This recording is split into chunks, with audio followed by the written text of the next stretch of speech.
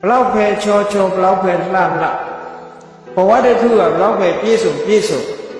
နောက်ဆုံးပိတ်ကြတဲ့အခါကျတော့အားလုံးဘာမှမကြံတော့တဲ့ဒုက္ခနဲ့ပဲအဆုံးသတ်ရတယ်။အိုခြင်းနဲ့ပဲအဆုံးသတ်ရမယ်။နာခြင်းနဲ့ပဲအဆုံးသတ်ရမယ်။သိခြင်းနဲ့ပဲအဆုံးသတ်ရမယ်။မြတ်စွာဘုရားကိုယ်တော်တိုင်နဲ့သရဓမ္မတုတ်ဆိုတာရှိတယ်။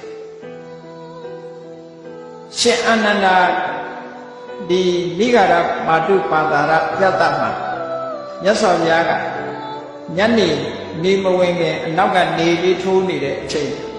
မြတ်စွာဘုရားကအရှိပဲလှည့်ပြီးတော့ထိုင်တော့နောက်ကျောကသင်္ကန်းလေးကအောက်ကိုလည်းရောကျ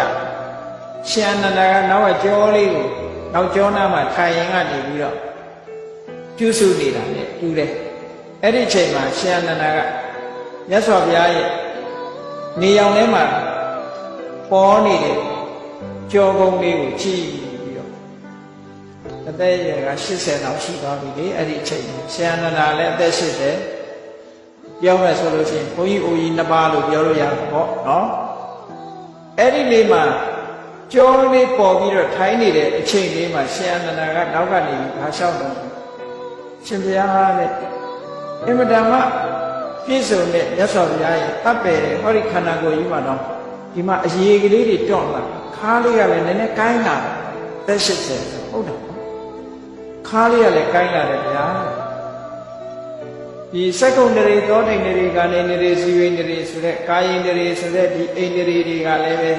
မျက်စိနန္ဒဘုရားကိုဆိုတာတွေကလည်းနည်းနည်းလေးပုံလေးတွေကပြောင်းလာတယ်ပေါ့ဟောက်ပြန်လာတယ်မြတ်စွာဘုရားကအဲ့လိုရှောက်ထူးခြားချက်ကလေးတွေတွေ့လာရတယ်ပေါ့အရေးကလေးတွေကြော့နေတာတွေတွေ့ရတယ်ဆိုတော့မြတ်စွာဘုရားကခေါဏပြောတာမိတ်အေးတဲ့နုပြုမှုအားလုံးမှာပုံမင်းမှုဆိုတာလာပါပဲကျမ်းမာမှုဆိုတဲ့အဲမှာလည်းပဲ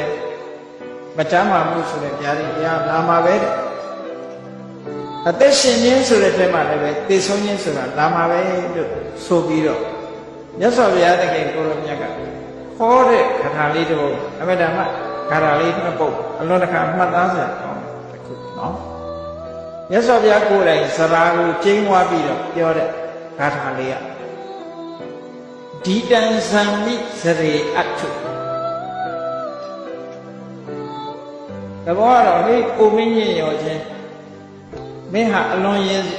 ယွန်စရာကောင်းတယ်ဒီတန်ဇံမိဇာမိစရေဆိုတာသိရုံမှတဲ့အိုခြင်းတရားတဲ့မြတ်စွာဘုရားသိရုံမှလာတဲ့အိုခြင်းတရားမင်းဟာအလွန်ယုံစရာကောင်းတာပဲ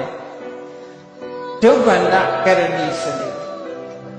လူကိုရုပ်ပြည့်စင်ရဖြစ်အောင်လုပ်တတ်တဲ့ဇာတာတရားတာဝမနောရမံဗိမံစရာယအဘိမတ္တိဒါလောက်လှပချောမောတပ်ပယ်တဲ့ရုပ်ခန္ဓာကိုယ်ကြီးဘုရားလောင်ရုပ်ခန္ဓာကိုယ်ဆိုတာပါဠိဖြစ်တာသူများတွေနဲ့မတူဘူးမဟာပုရိသလက္ခဏာ32ဖြာနဲ့ပြည့်စုံတဲ့ရုပ်ခန္ဓာကိုယ်ကြီးအဲ့ဒါတော့ဘယ်ဘက်ကနေကြည့်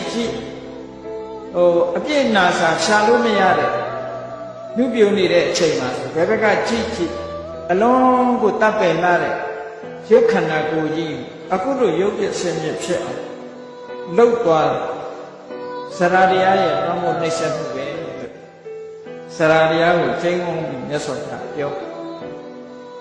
နောက်ကြတော့ဘုရားကပြောလို့ယောပိဝတ္တတတံစီဝေတောပိမစ္ဆုတိုင်အတ္တတရားရှိတဲ့လူလည်းနောက်ဆုံးတရားတာပါပဲသာဝရအသက်ရှင်တဲ့ပုဂ္ဂိုလ်ဆိုတာမရှိပါဘူးနာကိစီပရိဝေစေတိတဗ္ဗပေဝဘိမတ္တတေခြင်းတရားဆိုတာဘယ်သူမှခြံထားမှာမဟုတ်ဘူးတဲ့တေခြင်းတရားဆိုတာဘယ်သူမှခြံထားဘူးအလုံးကိုပဲလွှမ်းမိုးသွားမှာဖြစ်တယ်ဟောရှင်အနန္ဒာနဲ့ညီနောင်နှစ်ပါးကိုမင်းရင်ရောချင်းအသက်80အရွယ်မှာမိမိတို့ရဲ့ဘဝသင်္ကန်းစာယူပြီးဘုန်းကြီးတို့တွေကတန်ဝေကဖြစ်เสียမှတ်ကြ